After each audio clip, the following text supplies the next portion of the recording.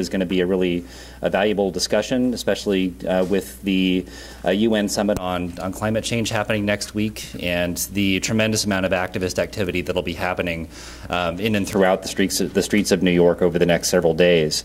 The question of nuclear power is often overlooked in the whole dialogue around climate change. This discussion is actually really relevant right now for a number of reasons.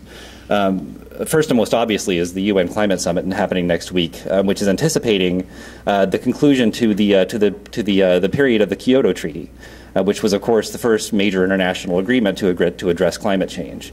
And I think we all know that the promise of climate action that was begun with the Kyoto Treaty has fallen short of many people's expectations, and for a number of different reasons. We also have, of course, the People's Climate March that's coming up in New York City next week, which is really intended to drive more political impetus towards climate action globally as well as in the U.S. As well, and there have also been a number of reports attempting to inform the question of what our agenda for climate action should be, internationally, globally, taking on the broader perspective. And unfortunately, there have continued to be some research reports that have come out that have included nuclear power as, promoting it as a main strategy in addressing climate change. And that's really the context in which we come to this discussion. There's also, even on the national level here in the U.S., a renewed pressure to use nuclear power as a solution to climate change. And we're seeing this with high-powered, high-funded industry PR campaigns sort of lobbying for nuclear to be included in climate and carbon policy regulations, as well as pushes for state governments to provide increased subsidies for nuclear power. And we think that this is really providing a sort of a muddy political and policy environment for addressing the issues of climate chanch. So that brings us to sort of what the main question should be when we talk about climate action, which is what counts as a solution to climate change? What qualifies as a solution that we should be able to and can support as a way to address climate emissions and to mitigate the effects of climate change? And that raises a bunch of different questions. First of all, does the proposed solution produce zero or near zero carbon emissions?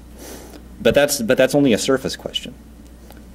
Can that technology be deployed at scale fast enough to phase out fossil fuels?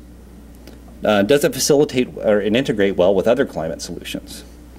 Does it waste economic resources for mitigating climate change and other societal needs and objectives? How reliably can we count on it to fulfill its mission? Is it consistent with the UN, with the international human right to health and a safe environment? And can it have side effects that make it counterproductive to achieving climate goals? So these are all the important questions that need to be dealt with beyond just the question of, is a power source a low-emitting source of energy? And this is really the dialogue that we want to begin to discuss here and what our panelists can really shed a lot of light on. We're going to be led off by Mr. Arnie Gundersen of Fairwinds Energy Education, who's one of our foremost technical experts on nuclear power in the U.S. and has also been providing an incredibly valuable commentary and analysis on the tragedy at Fukushima over the last 3.5 years. Here we are in the shadow of the UN and making decisions going forward about how to reduce climate change, and nuclear is on the table. And I think what I wanted to talk about today were 4 irrefutable facts that if the people across the street at the UN understood, nuclear would be off the table. So the first fact is that nuclear accidents are going to happen frequently. In my career, in the last 35 years, we've had a partial meltdown at 3 Mile Island, a complete meltdown at Chernobyl, and 3 meltdowns at Fukushima. So that's, do the math, 35 divided by 5 is an accident every 7 years. So around once a decade, you can count on a nuclear accident occurring. That's what history tells us. Now, the policymakers across the street and in Washington, D.C. and in Tokyo believe that a probability of an accident is something like 1 in a million. Well, if you do the math, 1 in a million divided by 400 nuclear reactors, you come out with an accident probability of about once every 2,500 years. So from the time of the Roman civilization until now, we would have had no meltdowns.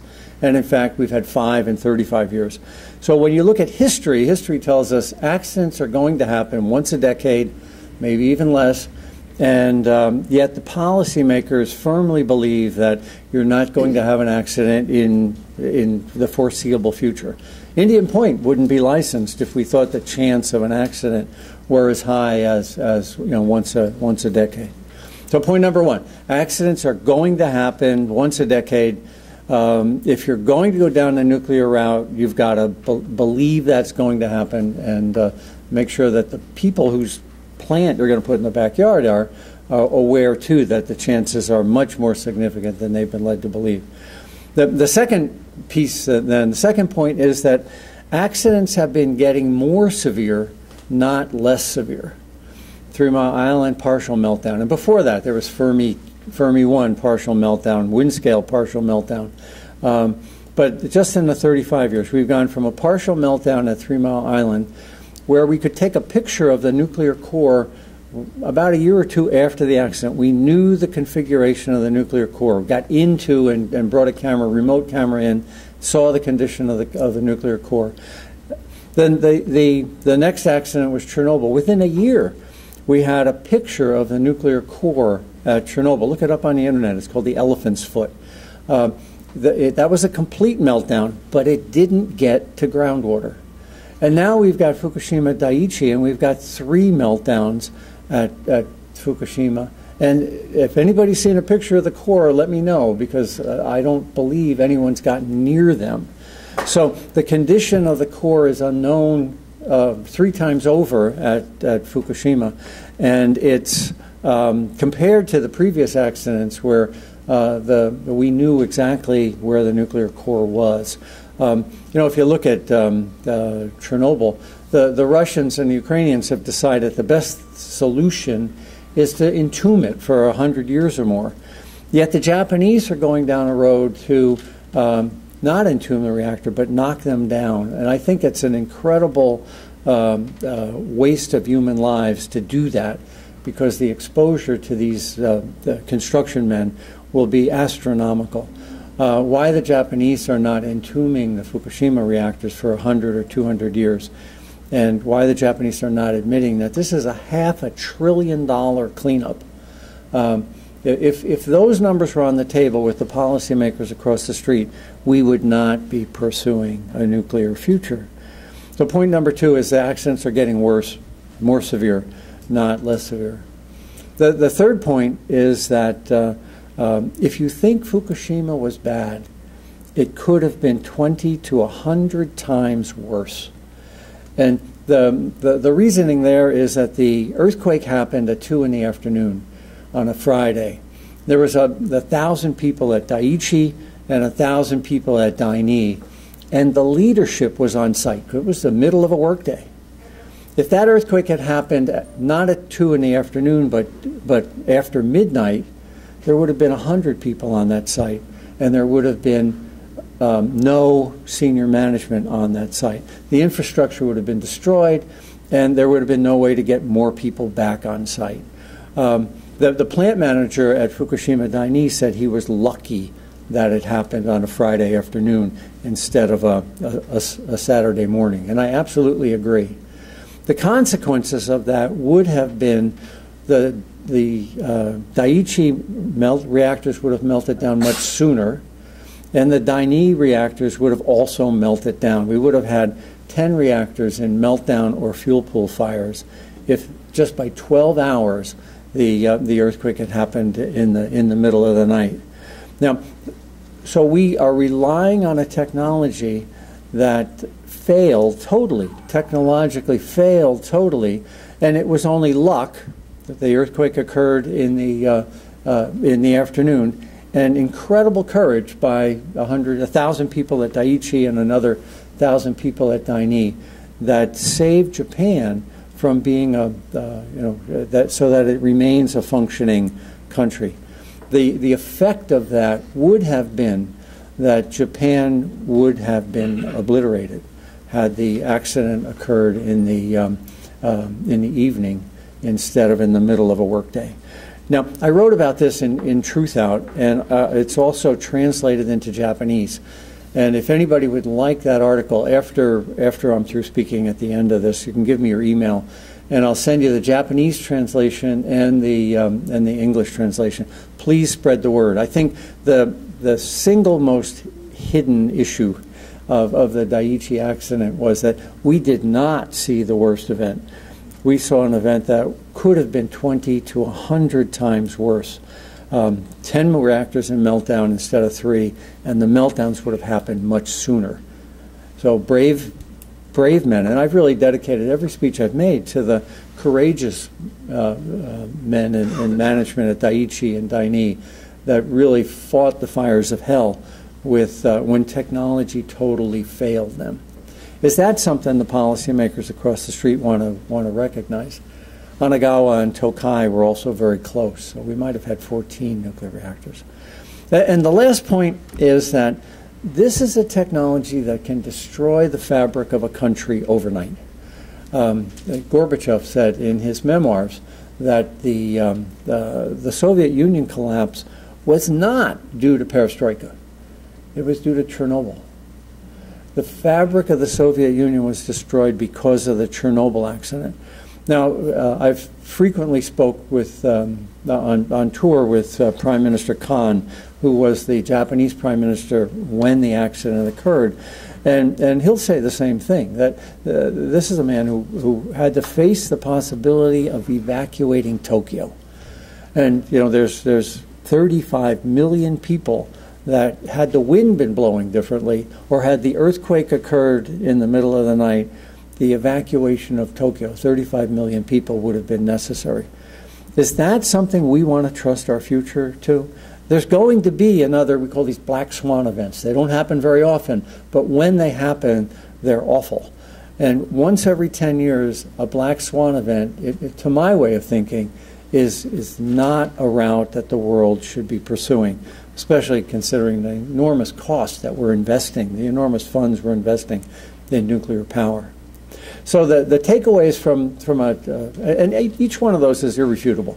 You just do the math. There's been 5 accidents in 35 years. Just look at the condition of the reactors after the accident. The Fukushima core is in direct contact with groundwater, and whereas Chernobyl never made it to groundwater, and TMI never made it out of the building. That's irrefutable. That the accident could have been 20 to 100 times worse, irrefutable. And that it can destroy the fabric of a country is irrefutable. So if the policymakers across the street realize that, they would not be pursuing the nuclear option for climate change. Thank you.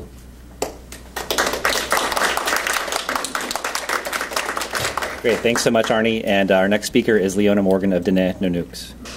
The work I do mostly is at home on the front end of the nuclear fuel chain. So one of the things about climate change and nuclear power, if people are considering that nuclear power is an answer to climate change, or that it's green and it's renewable, I think everybody in the room agrees that it's not, and we all understand why. But I think something that's really important that's left out is that if there's an accident every 7 years at a reactor site, how many accidents are there at the front end of the nuclear fuel chain leading up to the reactor? So oftentimes in the work that I do, indigenous people's issues are neglected. And so people of color, indigenous issues often get pushed aside when we're dealing with the mainstream environmental movement. So coming here and talking about reactors is something that, for myself and the people at home, we don't know what reactors are. We've never seen a reactor. A lot of folks don't even know what uranium is used for, much less that there is uranium mining happening. And so one of the most important things to remember is that you can't do nuclear anything without uranium.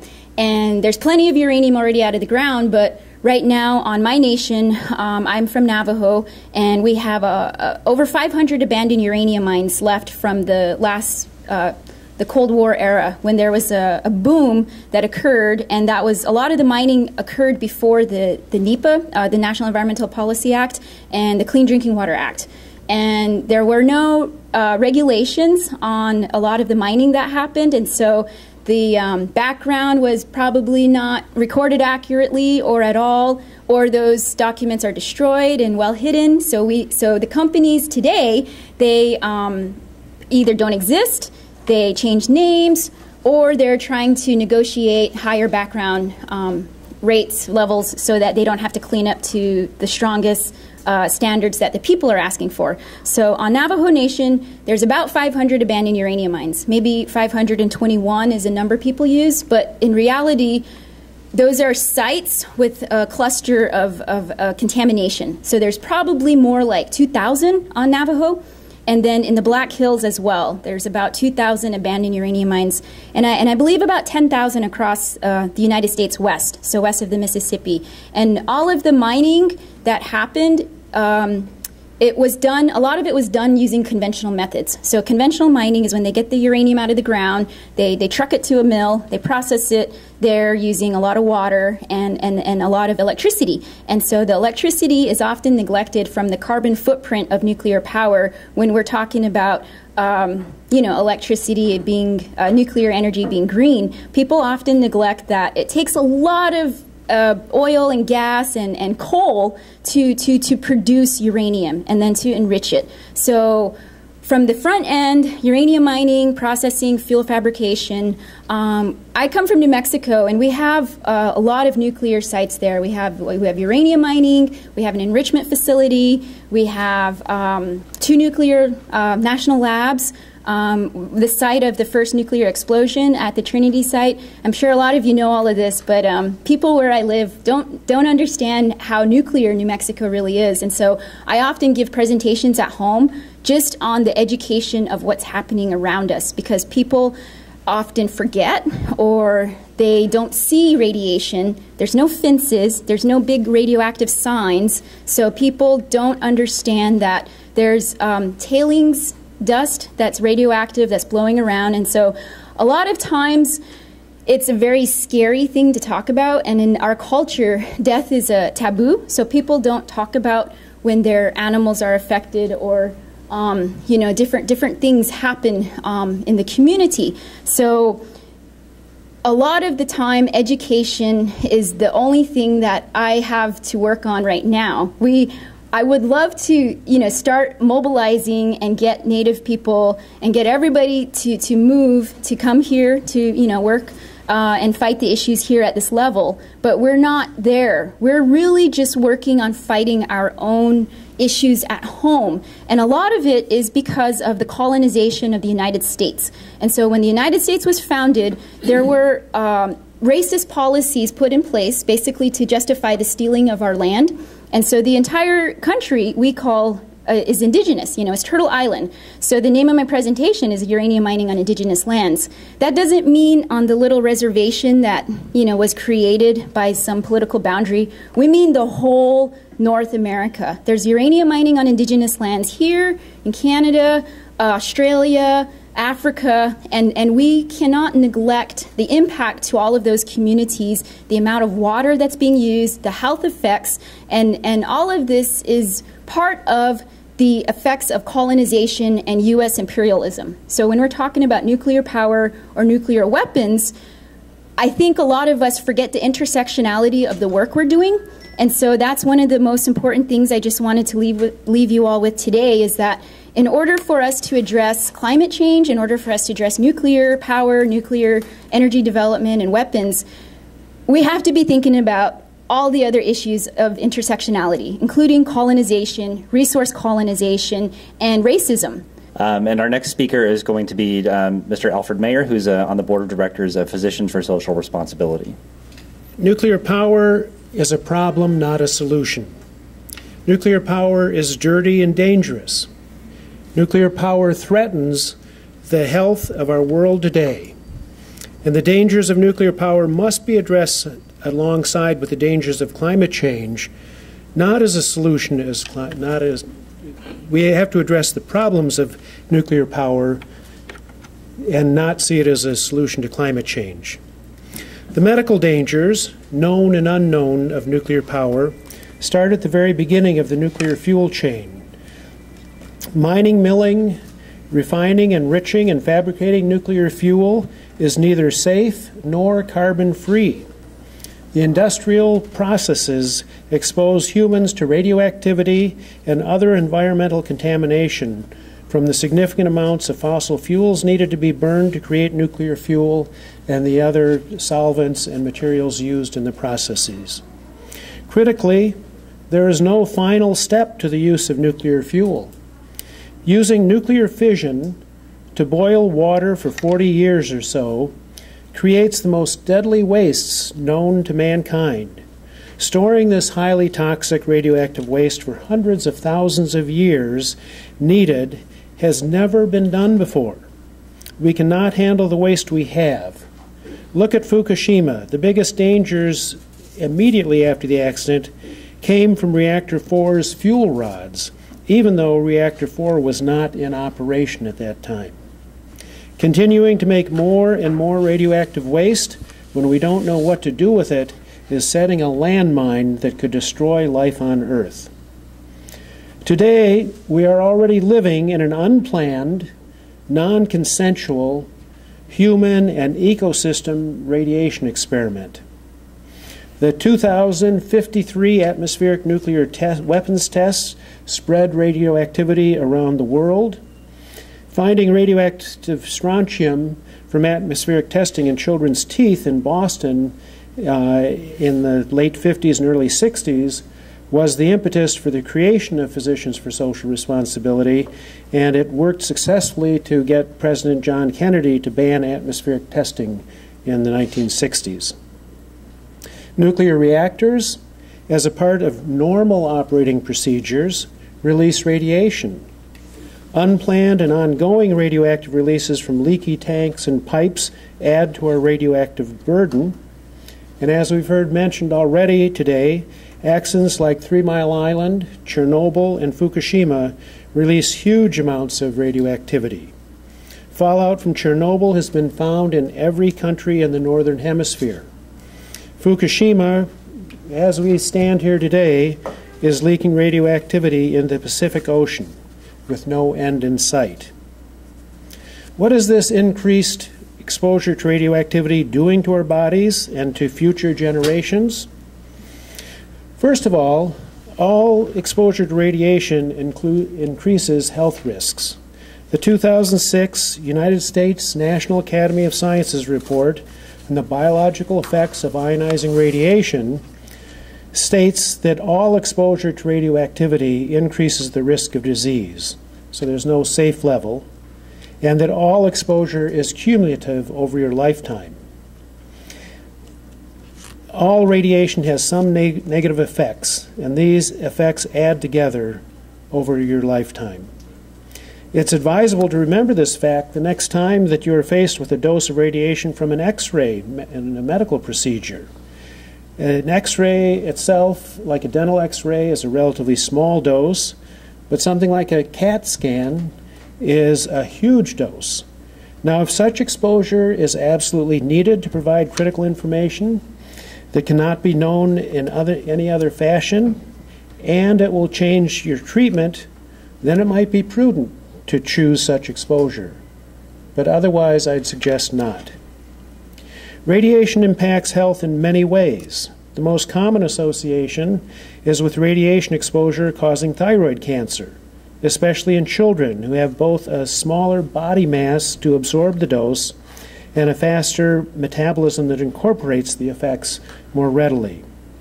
It should be noted that the radiation exposure standards, and please note that I did not say safe amounts of exposure, because there is no such thing as a safe amount of exposure.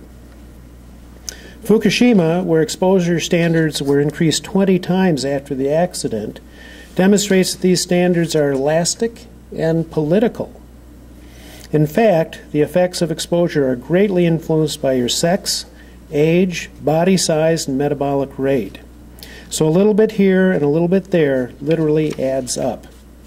While cancer is most often associated with radioactivity, radioactivity also causes problems with immune system function, circulation, fertility, cataracts, lung, and heart functions. Specific cause and effect relationships are very difficult to prove for reasons inherent to the way radiation works in the human body and the way its exposure is, or is not, followed and studied. We have latency periods that mean the effects may not show up for 10 to 20 to 40 years in your life, or they may not even show up in this generation or into the next. The dose measurements are rarely known, and other epidemiological factors are at play. Radiation is not the only thing that causes cancer. And there's poor health records and tracking of health. Now, the nuclear world was born in secrecy, and its impetus was military, to destroy and to threaten to destroy lives. Human and environmental health effects are not part of this planning. This set the stage for where we are now. The best example of this is the Permanent UN Committee of Scientific Experts to Monitor Global Health and Medical Impacts of Radiation, the United Nations Scientific Committee on the Effects of Atomic Radiation, which continues to operate under its 1955 Cold War mandate, which presumed the legitimacy and need for nuclear weapons and power. The Unscared mandate greatly disturbs the world. It is designed to pacify, not raise fundamental questions. The best example of this is their recent report on the effects of radiation exposure to Fukushima, where they found, if you can believe this, no discernible health effects. They said that the radiation released was barely above background levels, and that the greatest health impact was being worried about radiation. Unscare chose a certain approach that allows them to present these conclusions as scientific. But I think we need to discern the difference between truth and honesty. The existing high cancer levels in Japan might make a statistical increase in cancer harder to see in Japan, but honestly, the thousands of individuals and families that will suffer cancer will discern a health effect. The first step in addressing this problem on a global level is making the UN a part of the solution, not a part of the problem. So in conclusion, nuclear power is not like other forms of energy. Nuclear power is not compatible with a discussion of balancing risks, which is what we often hear. The already demonstrated effects of inevitable radiation exposure from nuclear reactors and its simmering waste piles take nuclear power as a solution off the table. Thank you. And our next speaker is going to be Marilyn Elie of the Indian Point Safe Energy Coalition. My name is Marilyn Elie. I live 2.5 miles from Indian Point, and I stand on the shoulders of Hudson Valley activists that go back years and years and years. There is a long tradition in the Hudson Valley of people opposed to Indian Point from the very beginning, when the plant was first constructed, actually. We've fought the good fight, and I think maybe this time with the relicensing, we stand a chance of closing Indian Point. Things look good in many different ways. We'll see how this fight for relicensing another 20 years for Indian Point turns out, probably in the next year or so. Tim, you want to start the? Yeah. I brought with me some of the people that I work with and have worked with over the years. You'll see them, see what we do, and just take a look. And take a look at Indian Point. These pictures were taken from on board the Clearwater. As you're looking at this and getting an idea of how many of us have been working and how long we've been working, I'd like to sort of unpack in the next 7 minutes the issues surrounding Indian Point and other nuclear power plants. I'd like for you to think about waste, water, Wall Street, and weapons, and maybe a little bit about electricity, because that's supposedly why nuclear plants operate. Water was referred to earlier. I think wars in the future will probably be waged over water. Indian Point is the largest user of water in New York State. It takes the whole volume of the river from the Battery to Troy, which is just outside of Albany, every single year to run that power plant. What does this do to the body of water that it's situated on? The Hudson River, which is a heritage river. it has degraded the river. 13 of our native species of fish are threatened, some of them severely so. And it's done more than that, too, with the thermal discharge that the cooling water adds to the river when it comes out. The water is taken in. There's two 40-foot pipes, one for each reactor on site. And it doesn't just take in water. It also takes in all of the small organisms that that can go through the screening process. They just go right through the screen. They are blenderized, and they're dumped back out into the river as organic material. And what that does to the bottom of the food chain is that it severely impacts it. You can say, well, and the company says this, 90% of the fish eggs die anyway, but you are impacting the bottom of the food chain. And again, that has had severe implications on the whole biosystem of the river. The plant violates the Clean Water Act every single day it operates. And our Department of Environmental Conservation is in hearings right now. The answer, of course, is the best technology available, which is closed-cycle cooling. There are lots of questions that can be asked and answered about that. But please keep in mind that closed-cycle cooling can reduce water use and fish kill by 97%. The company doesn't want to do it. It costs too much money. Wall Street. Okay, the finances. How are you financing a nuclear power plant? You're certainly not doing it privately, and you're not doing it through Wall Street because it's too risky and it takes too much money. Currently, the price of building a nuclear power plant is $19 billion. Where's that money coming from? How many of them can we build? What are we shortchanging ourselves of if we decide to throw all this money to this technology that has so many flaws? There's two new power plants in this country being built in Georgia, one in Georgia called Vogtle, over budget and behind schedule, just like every other nuclear power plant that has ever been built. Weapons. Well, how do weapons can fit into this? The plutonium that comes out of a commercial reactor might as well be nuclear grade. It's that close to being weapons grade nuclear weapons-grade plutonium. The world is awash in plutonium right now. Do we need more of it? Do we need more potential weapon-making material in this current world we live in? I don't think so. And we're using a technology that produces this, and we're telling other people, excuse me, wait a minute, we don't think that your country can quite join the nuclear club yet. We'd like to restrict your use of nuclear in many different ways. Well, what kind of message does that send to the world? The message that we can use it and you can't, we're better than you, we're safer and more secure than you. So we really don't want you to have it, but we'll use it for ourselves with all the mess that it leaves for us. Well, I think we can do better than that, and we can develop technologies that we can all in this world and every country use. So that's a little bit about the weapons and the water and the financing. The other thing, the reason that people say they want to build nuclear power plants is electricity. And for me, that comes down to how much electricity do we get from Indian Point? You can measure it in many different ways. You can measure the capacity, or you can measure the usage. And for me, as an activist in my neighborhood, for Westchester and New York grid, I'd like to measure the usage. There is all of the electricity from Indian Point used to go to both Con Ed and New York Power Authority. Now, only Con Ed purchases 550 megawatts of electricity. None of that goes to the subways. None of that goes to the airport. It all goes to residential, and that is out of a total usage in the New York City Westchester grid of approximately 12,000 megawatts. So it's not the 30% of it you see bandied about by Entergy and the New York Times. It's more like 5% of the usage of the city, of our Westchester and New York City grid.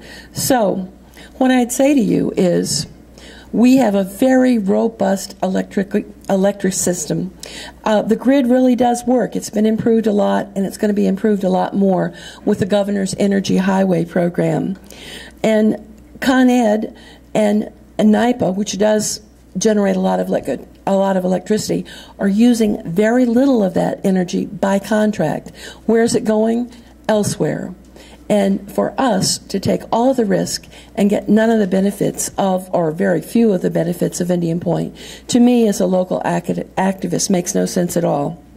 Electricity is but a fleeting byproduct of nuclear power. And I'll leave you with that thought, because for someone who lives close to the plant, I can't see any advantages at all there. Thank you. And I think our last presenter is going to be Mari Inoue from Human Rights Now. I am Mari Inoue. I'm a New York representative of Human Rights Now. We have over 700 members. We have over 700 members to promote and protect human rights around the world, with a special focus on Asian countries. After the Fukushima nuclear accident in March 2011, we learned that Japan's post-disaster policies were not strict enough to protect the rights and health of affected people. For example, the radiation dose limit of general public was 1 millisieverts per year under Japan's pre-catastrophe standard. Also, 5.2 millisieverts per year was the domestic standard to designate the radiation-controlled areas such as nuclear facilities where eating, smoking, or sleeping were strictly prohibited by law. But these pre-catastrophe standards were not respected after the Fukushima disaster, and the Japanese government continues to use 20 millisieverts per year standard to designate evacuation zones and downplay health risks associated with low-dose radiation, claiming that there is no evidence of physical harm under 100 millisieverts per year. Since 2011, many Japanese civil society groups worked really hard to raise awareness on ongoing crisis. We reached out to the Office of United Nations High Commissioner on Human Rights to appoint a UN Special Rapporteur to investigate the human rights situation in Fukushima. In response to the request, Mr. Anand Gruber, the UN Special Rapporteur on the Right to Health, visited Japan in November 2012, and later he issued comprehensive recommendations to the Japanese government to protect the affected populations. He stated that Japan's policies and efforts were insufficient, and stated that 1 millisieverts per year standard has to be set as a policy standard for health examination as well as evacuation management. He also recommended the government to ensure effective community participation, especially participation of vulnerable people, in all aspects of decision-making processes related to nuclear energy policy and nuclear regulatory framework, including decision regarding evacuation zones, radiation limits, and health monitoring. His recommendations were welcomed by many of the Japanese civil society groups as a strong step toward achieving necessary policy changes. But the government has dismissed most of the recommendations, claiming that they have no medical or scientific basis. As the UN Special Rapporteur on the Right to Health has pointed out, the Japanese authorities have not taken adequate measures to protect citizens' right to health. Currently, thyroid exams are provided only to young residents of Fukushima who are 18 years or younger on April 1st, 2011. The first round of thyroid exams were completed this March, which was 3 years after the accident. The second and subsequent exams will be provided every 2 years after that until the child turns 20 years old, and every 5 years after that. So far, about 296,000 children took the thyroid exams. And according to the Fukushima Prefecture, the total number of children who were diagnosed or confirmed of having thyroid cancer is now 104.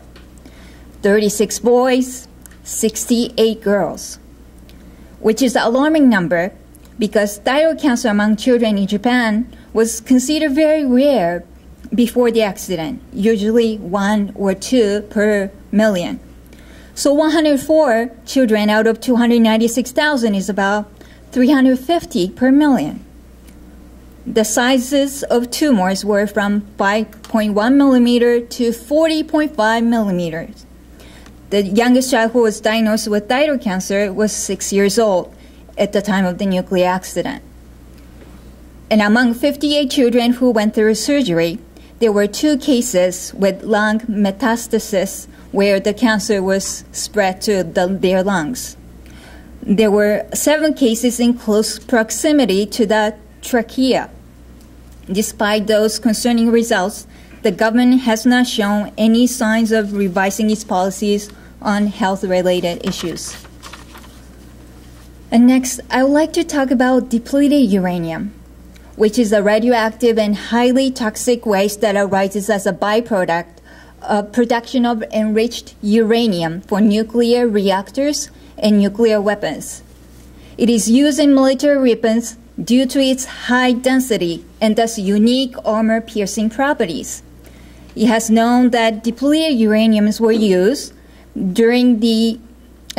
by the U.S. and U.K. forces during both 1991 Gulf War and 2003 Iraq War. The General Assembly has passed a number of resolutions on DU weapons, and they recognize their potential risks to health and the environment and called for a precautionary approach to their use and cleanup. The last resolution by the General Assembly on DU weapons was 2 years ago, when 155 states supported for precautionary approach to depleted uranium weapons, when 4 countries voted against it: United States, United Kingdom, France, and Israel. And last year was the 10th anniversary of the Iraq War. There were reports from local doctors in Iraq that there was a deeply troubling rise in number of birth defects. According to the data collected by the Fallujah General Hospital, shows that around 15% of all births in Fallujah since 2003 have some form of congenital birth defects. 15%. Fallujah is a city in Iraq known for heavily attacked by the U.S. twice in 2004. So early last year, Human Rights Now conducted a fact-finding mission in Iraq, in Fallujah, and documented dozens of birth defects incidents firsthand during a 1-month-long investigation at a major hospital in Fallujah. We found an extraordinary situation of congenital birth defects in number and in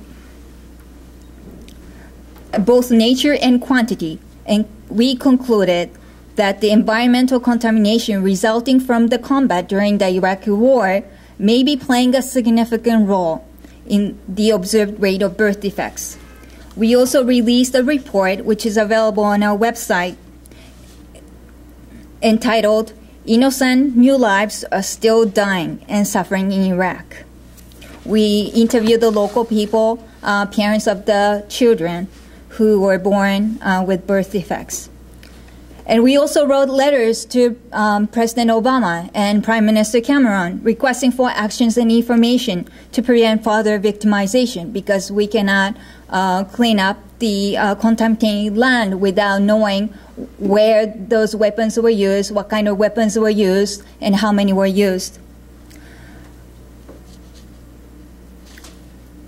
However, the U.S. and U.K. governments do not sufficiently disclose information related to the toxic weapons during the conflict. Therefore, effective policy to protect the right to health of the local people cannot be established. Later, we received a letter from the U.K. government that the government said, quote, does not support UN resolutions that presuppose DU is harmful, unquote. And the letter further stated that DU can be used within weapons. So the cause of the birth defects among children in Iraq is still unknown. But it is important to note that last month, Iraqi government called for international ban of depleted uranium ahead of this year UN General Assembly. So when you think about nuclear power, please also think about depleted uranium weapons, which could be used again by government forces in future conflicts. So, Fukushima nuclear accident and issues associated with depleted uranium teach us that nuclear energy is not sustainable and such a disaster cannot respect environment or the right to health of the most vulnerable. They also shows us that government and nuclear industry continue to lack transparency. Along with their long history of secrecy, such lack of transparency is controlling citizens' knowledge and thereby negatively impacting on citizens' political rights. It is also prevents accountability. How could citizens of affected communities effectively participate in decision-making processes on managing risks when critical information of these issues are not released from government or nuclear industry? How could citizens effectively argue to hold government or private company accountable when citizen knowledge on technical matter is controlled by them? I would like to conclude my presentation by stating that nuclear power is not a solution to climate change or a solution to anything, because nuclear power undermines democracy. So please join us in requesting the international community to take the lessons from Fukushima nuclear accident seriously and take steps toward a nuclear-free world and seek alternative energy in the discussion of climate action and solutions. Thank you so much.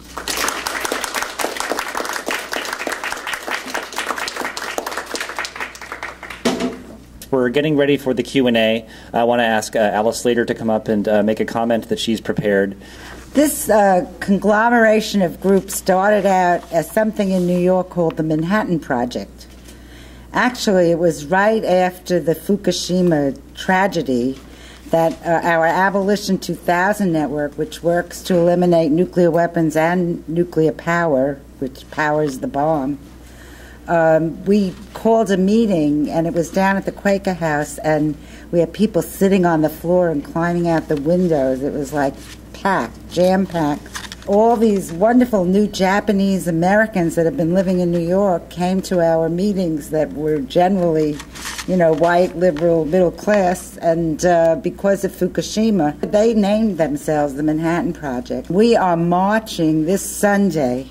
We can shut down Indian Point. We have a resolution that the City Council is looking at.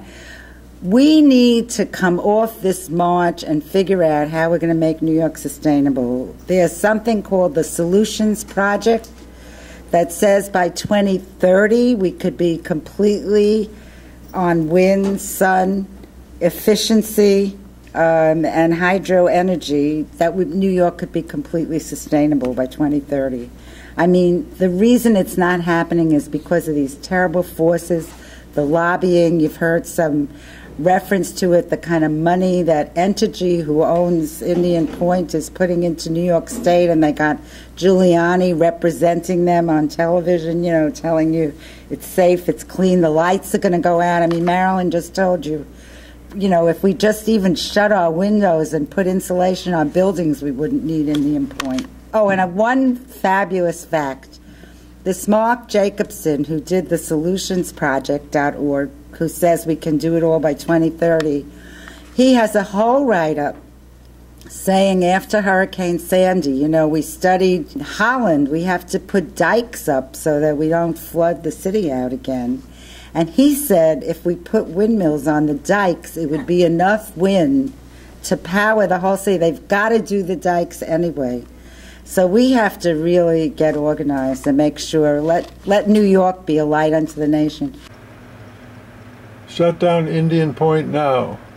The Entergy Corporation nuclear power plant named Indian Point is only 25 miles from New York City. It is ranked as the most dangerous nuclear plant in the United States.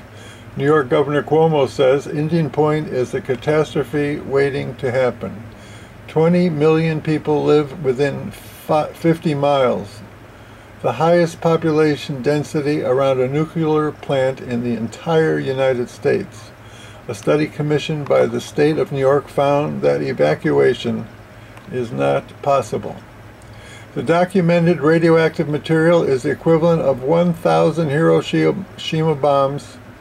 40 years worth of highly radioactive spent fuel is stored on location. The aging and dangerously unsafe plant has a documented history of fires, explosions, and ongoing radioactive leaks. Hi, my name is Ken Gale. I do an environmental radio show on WBAI here in New York City. And tomorrow night's show is, it's every other Tuesday. It's going to be dedicated to the climate march, to the issue of carbon-free, nuclear-free, and we're really emphasizing the solutions. I was part of organizing the June 12th march in 1982. We had 1.2 million people marching and rallying for disarmament, and the action stopped. There was civil disobedience on the 13th, and then nothing happened. If you had a meeting of a group that already existed, there were fewer people going. When you put out a newsletter, few people read it, few people donated. We can't let that happen about climate. Okay, Sunday has to be the beginning of things, not the end of things. And I think that's really important. And I'm doing my bit with New York City Safe Energy Coalition, and I know most of the people here are doing their bits. On the health issues, I've been very struck in my own research and in my travels in the Soviet Union after Chernobyl on the amount of non-cancer illness that sprung up. It seems that developments, even in the last decade in medicine, are so now realizing that the unbelievable complexity of the human body, that even cancer is no longer seen as simply a DNA mutation issue. You have epigenetics tie in, cellular interaction with different biochemicals and so forth. And if anything that's poison enough to cause cancer is almost, by its very nature, going to be poison enough to cause many, many other illnesses. Maybe also you can speak about the particular vulnerability of babies, in utero babies, adolescents, women, and African American women, especially with respect to breast cancer. Women and children are more impacted by radiation. And in fact, there's the Institute for Energy and Environmental Research has a project called Healthy from the Start, which is working on getting safe radiation standards of exposure set to protect the most vulnerable, which really would be a pregnant woman or a fetus or even the zygote, just the fertilized egg. Because if you think about it, these are much smaller entities and they're growing much more quickly, and so a set amount of radiation has a much greater impact. So it's in round numbers, it's about, we would lower our standards by about 10-fold. We saw in Japan, they increased them 20-fold. What we're saying is back from the starting point, we should decrease them 10-fold. My name is Thomas Fazy. I'm a pathologist, and I've had a long-standing interest in uranium toxicology. And the point was made a few minutes ago that the toxic effects of radiation are not just limited on cancer and birth defects. And that's certainly true of uranium toxicity. The first toxic effect of uranium was recognized to be on the kidney tubules. And of course, uranium is a carcinogen, it is a DNA damaging agent, and it's an inducer of birth defects. But recently, it has become clear in the scientific literature that uranium modulates the immune system in a way that favors autoimmune reactions and allergic reactions. Hi, I'm John Raymond, and I have a question for Marilyn. Hi. You mentioned that things look good for Indian Point and shutting it down. I wondered what looks good. You talked about your activism going back at least over 30 years. 20, okay. Okay, and the Hudson Valley activists have certainly had a pivotal role in getting us to this point. New York State didn't come into the picture, it seems to me, until 2007. So you had activism and issues going on by a local population for at least over 20 years. What role, how did you help bring New York into play, and is that one of the reasons things look good? The Department of Environmental Conservation is holding hearings in regard to best technology available, which is closed cycle cooling. I mentioned that. We have a Bureau of Coastal Management, which is looking at Indian Point, the first time that that has happened, to see how their impact on the fish impact the coastal management plan. And the other thing that I think the most important thing is that the governor and the attorney general are actively involved in closing Indian Point. Our governor is involved in a way that I don't think any other governor in the state is. When Cuomo was attorney general, he was actively opposed to Indian Point. Now, Attorney General Snyderman has taken cases too in waste confidence and the waste confidence rulings about what should happen to waste, not just at Indian Point, as it turns out, but across the country. He's taken that to court and has really made the NRC take a step back. All of these things are happening in courtrooms and in hearings. What brought it to that point? Grassroots activism. I am convinced that what happened over the years formed a circle, and the best predictor of anything being successful is a previous group, a previous circle that has worked on something. Once Indian Point came up after 9/11, and the plane threw over the plant, could have flown into the plant, but chose not to because they mistakenly thought it was so protected, chose the World Trade Center instead, the Twin Towers. Once that happened, there was a huge wave of activism that lasted for quite a few years. And like any other form of activism, it goes up and down. But this got the attention of our local politicians. It made Indian Point more than just a Westchester problem. It really did educate a very large circle of people. In our community, in our county, one of the things that still consistently comes up is, what is your position on Indian Point?